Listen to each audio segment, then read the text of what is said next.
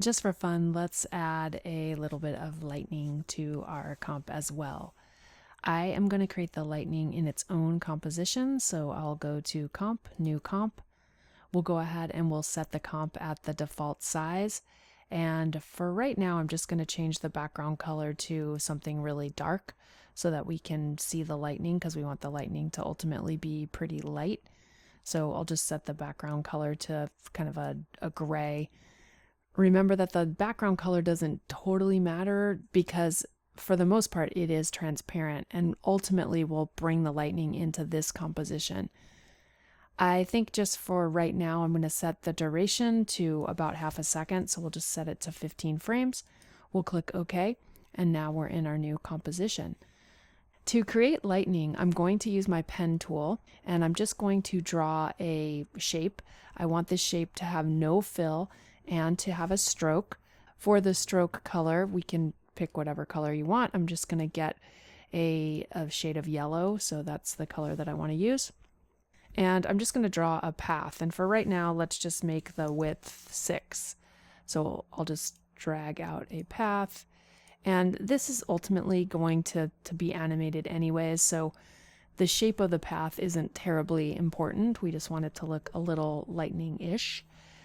Then what we'll do is we'll go into our lightning layer. Let's name this layer lightning.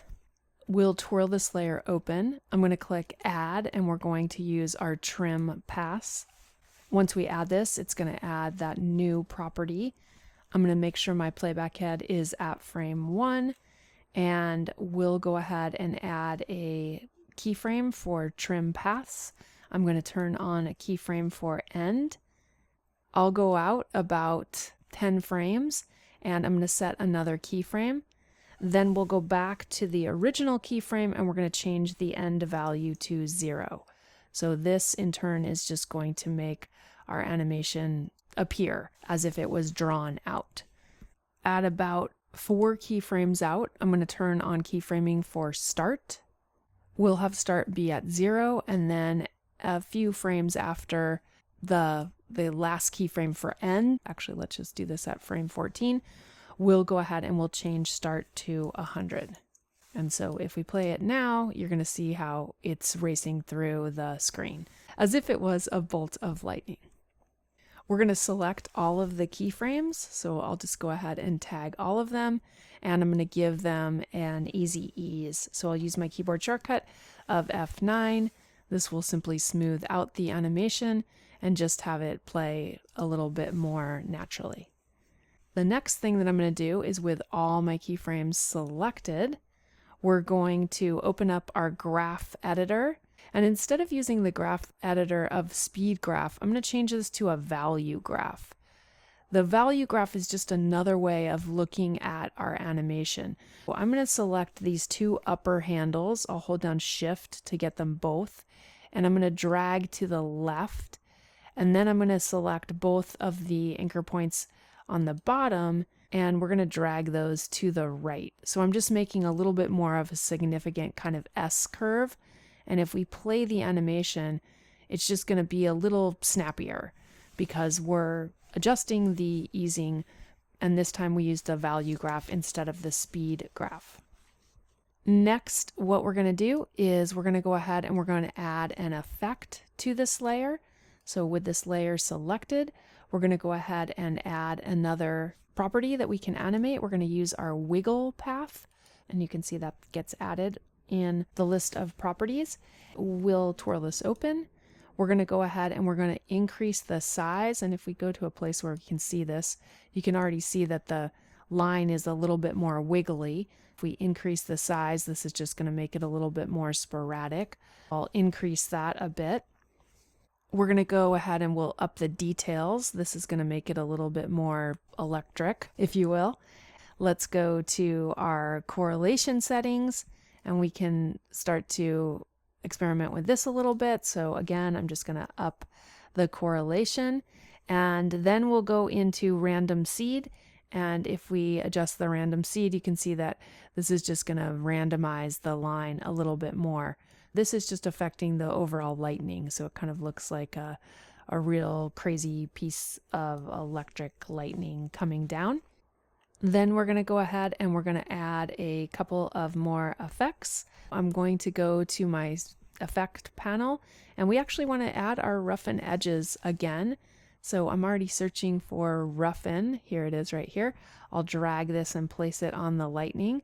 This is just going to make the lightning not so hard edged. To make this a little bit more spread out, we can adjust the border. So I think I'll set the border to about 10.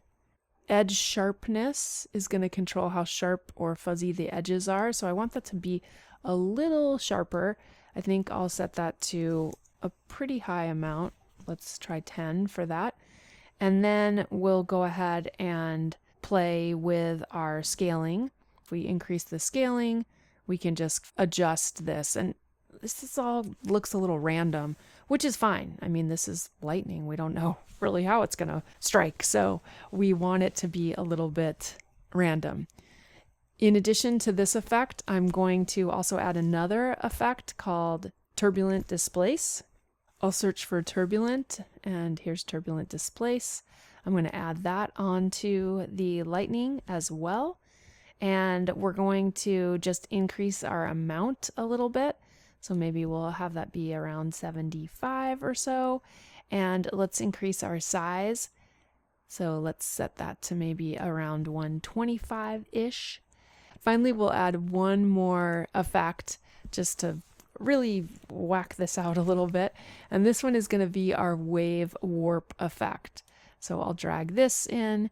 And what we're going to do here is we're going to go ahead and we're going to increase our wave height. Let's just set that to around 20. Then we'll increase the wave width a little bit too. Let's have that value be somewhere closer to 50. And then the final thing that I want to do is I want to make this glow. In order to do that, I'm going to add an adjustment layer, new adjustment layer. On the adjustment layer, we're going to add another effect.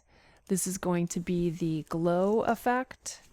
I'm going to grab the glow and drag it to the adjustment layer, and you can see it already adds a little bit of a glowing type of effect. If we increase the radius, it's going to really make it a lot more kind of glowy. Maybe we'll have this appear twice on our element, so I'm going to leave the glow radius at 10. Let's increase the glow intensity a little bit. We'll change that value to 2. Right here, under the glow colors, instead of original colors, I'm going to use A and B colors. This will allow me to pick the colors down here. If I wanted my lightning to be, let's say I decided I wanted it to be blue or something like that, I could select that, and that will add a little bit of a blue glow to the lightning. We have a lot of flexibility, and I kind of like that because it still looks a little yellowish, but it adds kind of like that hot blue color to it. And for color looping, I'm going to change this to sawtooth B greater than A. And once again, it's just going to adjust how the colors are going to sit on top of this. And then what we'll do is we'll duplicate this effect with the glow effect selected. I'm just going to use Command or Control D to apply a glow 2. And then we're just going to increase the radius of the glow a bunch. So let's pump this up to maybe 150, and that really adds this glow. And I think I want the glow to be a little bit more yellow. So I'm going to come in here and I'll select a yellow, and you can see like now we get the nice blue that's right around the lightning, and then we kind of get this yellow glow. And maybe we actually want the glow radius to even be a little bit higher. Let's set that to around 200. If we go ahead and play the animation, you can see that the lightning comes through. Obviously, there's a ton of ways that you could adjust this. If you didn't want it to be quite so random, you could go ahead and make those modifications. If you decide that you want to augment the path, you can go back to your pen tool, and we have access to grab the path. We can even continue to draw on it. If we wanted a longer lightning strike, we can just make those adjustments, and then the effect is just going to update. There's a lot of ways that you can customize the lightning. Now that we have our lightning done, let's name this comp first of all, just to keep things organized. I'm going to come back here to the comp, and we'll just go ahead and call this lightning. I'll drop this into my composition folder. I'm going to come out to our main comp, and let's open up our thunder sound wave by clicking LL. And we can tell where the thunder is because of the sound wave. And so I want the lightning to occur a little bit before the thunder. I'm going to park my playback head right around where I want that to be. We'll go ahead and open up our lightning comp and drag it into our composition. You can see my lightning comp is kind of short. And remember, we just made it only like 15 frames. If we play this portion of the animation now, and actually it probably needs to be a little closer to the thunder, so let's just move that over. And obviously we have a lot of ways that we can control this. If we're not super keen on the position, we can always open up our position property and just adjust this. So if I want this to come over here or in another location, we can go ahead and set that up.